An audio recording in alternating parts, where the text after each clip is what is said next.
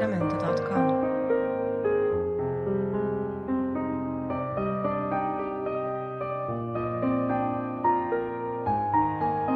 A lo largo de la historia, Colombia ha vivido sucesos impactantes que han marcado el rumbo social y político. Uno de ellos es la toma del Palacio de Justicia a mano del M-19. Fue una organización revolucionaria y guerrillera de carácter urbano en Colombia, que nació el 19 de abril de 1970 después de que el candidato presidencial Misael Pastrana Borrero le ganara las elecciones de manera irregular a Gustavo Rojas Pinilla. Aunque el 19 fue el nombre que surgió por el día de las elecciones, hasta el 17 de enero de 1974 el M-19 comenzó sus operaciones, hasta el 8 de marzo de 1990 que ocurrió su desmovilización. Se le puede considerar que es un movimiento revolucionario y opositor. Sin embargo, esta guerrilla urbana participó en el conflicto armado de Colombia, teniendo como aliados a los grupos guerrilleros como las FARC, ELN y grupos guerrilleros indígenas. El fundamento principal por el cual el M-19 ingresó al Palacio de Justicia es porque denunciaban que meses atrás el ejército había incumplido los acuerdos del cese al fuego,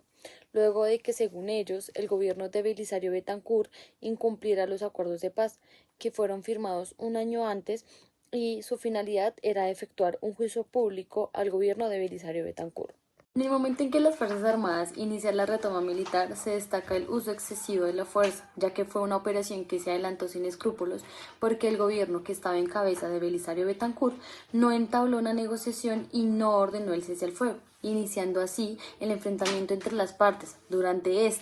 el ejército reaccionó a través de una serie de disparos y ataques al edificio sin contemplar que dentro del mismo se encontraban víctimas del atentado. La retoma, su objetivo fue ocultar y destruir cualquier evidencia o huella que los pudiera afectar, y para esto procedieron a manipular a su manera lo que encontraban. Dentro de esta eliminación de pruebas se destacó la quema de archivos, los casos de tortura y desaparición forzada de personas que estaban dentro del edificio, entregando información imprecisa para desorientar las investigaciones que se llevaban a cabo.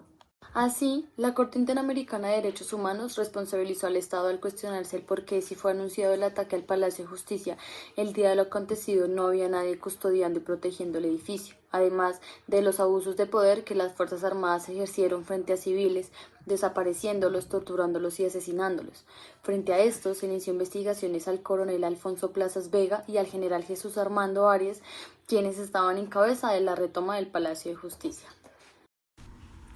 Los hechos mismos, que ocurrieron en noviembre de 1985, fueron la cúspide para que se originaran delitos contra la libertad personal, la integridad y la vida de todos aquellos que fueron víctimas de los acontecimientos en el Palacio de Justicia, no solo las víctimas, sino también aquellos que fueron partícipes de los mismos. Es por esta razón que la Corte Interamericana de Derechos Humanos se pronuncia al respecto bajo la sentencia del 14 de noviembre del 2014, más conocida como caso Rodríguez Vera y otros desaparecidos del Palacio de Justicia versus Colombia. El pasar de los años restituyó y organizó en medidas ciertos rastros que dejaron los hechos ocurridos en el Palacio de Justicia. Sin embargo, no se puede omitir que la desaparición de 12 personas víctimas de la toma quede sin esclarecerse a la luz el día de hoy, tema en el que el derecho internacional por naturaleza no puede hacerse ajeno.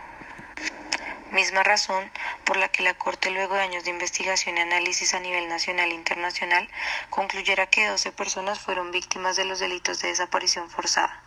decisión alegatos que al día de hoy generan controversias en el país y en el mundo.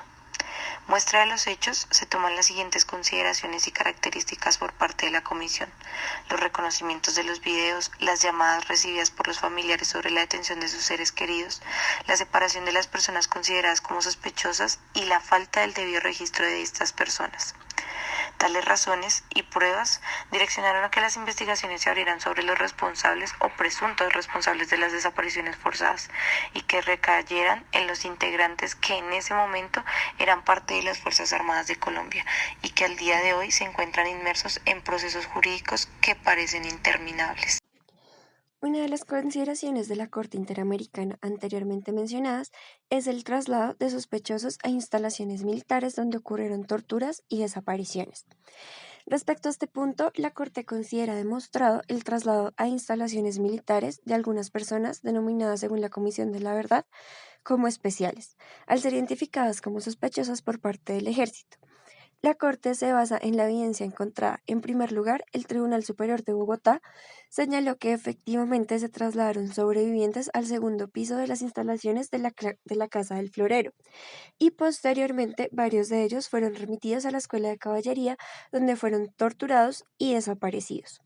El tribunal lo asegura de esta manera teniendo en cuenta las declaraciones de los suboficiales Tirso Sáenz Acero y Edgar Villamizar, quienes hacían parte del ejército en el año 1985 y narran la manera en que murieron y desaparecieron algunas personas retenidas mientras que eran torturadas. Una de ellas es Carlos Augusto Rodríguez Vera, quien se entendía como desaparecida y luego de ciertas investigaciones se declaró como fallecido.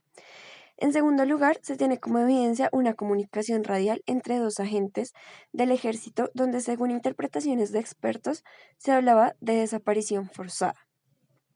Por otro lado, una de las consideraciones emitida por la Corte en la sentencia es la falta de esclarecimiento de los hechos. En este punto, la Corte precisa que el Estado colombiano reconoció su responsabilidad por la falta de investigación de los hechos,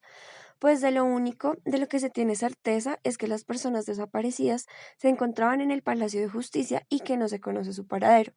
Respecto a lo demás, el Estado colombiano fue negligente en los procesos judiciales y de investigación. La toma del Palacio de Justicia es un acontecimiento histórico que resulta muy controversial desde lo sucedido en 1985 hasta la actualidad, siendo así que aún hay varios vacíos que dejó esta tragedia, como es el caso de Héctor Jaime Beltrán, que no fue conducido a la Casa del Florero o a las instalaciones militares, ya que desde los hechos relatados por su hermano se deja claro que nunca se supo del paradero de él, y su búsqueda fue iniciada antes de que salieran los rehenes el 7 de noviembre. Es por eso que cuando hablamos del tema se puede abarcar a la desaparición forzada, la cual es la negativa de reconocer la detención y de revelar el paradero de la persona que se está interesada en buscar, por lo cual resulta muy cuestionable descartar la posibilidad de una desaparición con base a la ausencia de la información. Ni es razonable investigar la desaparición forzada o negar la ocurrencia con base a la posibilidad de responsables o de autoridades involucradas que no brindaron una información sobre el paradero de la persona desaparecida. Es así que con lo anterior se puede indicar que el manejo de los cadáveres y el levantamiento de estos, como lo reconoció la Corte,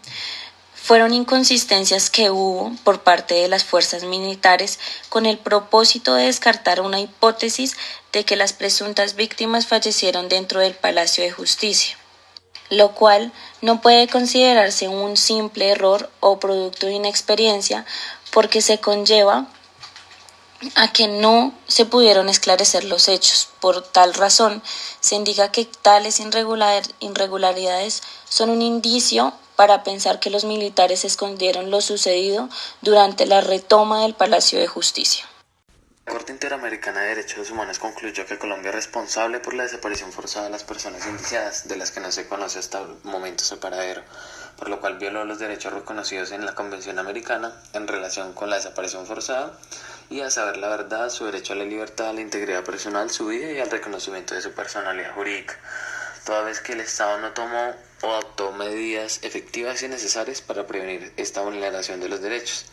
Es así como el Estado también se pronunció y reconoció la violación de los derechos a las garantías judiciales y a la protección judicial en perjuicio de los familiares de las víctimas desaparecidas forzadamente. La Corte Interamericana consideró que en esta situación existía un riesgo real e inmediato en perjuicio de los magistrados, consejeros y demás empleados visitantes del Palacio de Justicia y que el Estado conoció dicho riesgo. Sin embargo, no se tomaron las medidas necesarias, suficientes y oportunas para contrarrestarlo. En consecuencia, considero que el Estado no cumplió con su deber de prevenir y proteger adecuadamente a las víctimas que se encontraban o laborando o visitando el Palacio de Justicia al momento de la toma por parte del M-19. Es así como la Corte Interamericana de Derechos Humanos tomó distintas medidas, como una de rehabilitación, en donde todas las víctimas tienen derecho a un tratamiento médico, psicológico y psiquiátrico, incluyendo el suministro gratuito de los medicamentos que eventualmente se requieran. A las víctimas que no residan en Colombia se les otorgó una suma de $7.500 para estos gastos y tratamientos. De esta manera también se tomó la medida de satisfacción, en donde ordenó al Estado publicar un resumen, así como realizar difusión en radiales y televisivas nacionales, en un horario de alta audiencia, un acto de reconocimiento público de la responsabilidad internacional por los hechos ocurridos en la toma del Palacio de Justicia por parte del M-19, además como realizar un documental audiovisual sobre los hechos que tiene como objetivo la preservación de la memoria y satisfacción de las víctimas y la búsqueda de la justicia de sus familiares. Para concluir, dentro de las medidas tomadas por la Corte Interamericana de Derechos Humanos, también es importante resaltar que esta reconoció las indemnizaciones realizadas por el Estado colombiano por daño material y moral en la jurisdicción contenciosa administrativa, que fueron realizadas bajo criterios que fueron objetivos y razonables. No obstante, frente a las víctimas que no fueron reconocidas dentro de este procedimiento, la Corte ordenó indemnizarlas con una suma económica que estimó en dólares.